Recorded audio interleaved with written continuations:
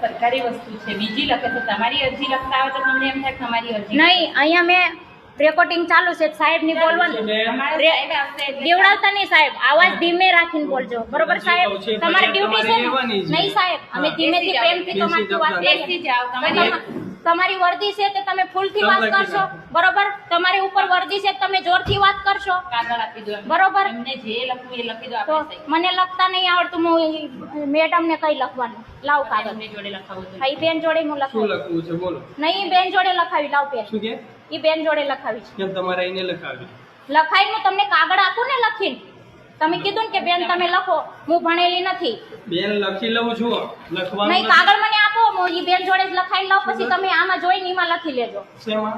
આમાં કાગળ તમે મને લખવા આપી ને, હા, લખવા આપ્યું ને, તો મને લખતા બોલો હેડો, નહીં નહીં, હું બોલું નહીં, હું ઈ બેન જોડે જઈને લાઈવ ટેલિકાસ્ટમાં લખાવું. શું લાઇબ્રેરી કાસ્ટ?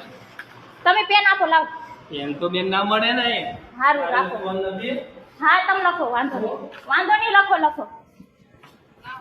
બેન તમે લખી દો, મને પોલીસ ઉપર વિશ્વાસ નથી. હા, હું લખી આપું બેન તમને, કેમ ના લખી આપું? એ આપણી અંદરથી બેગ લાવો તો.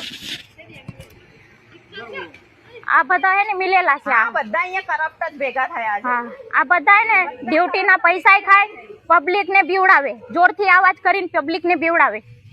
એટલે છોકરીઓ ને અડધી છોકરીઓ તો એમને એમ મરી જાય આત્મહત્યા કરીને.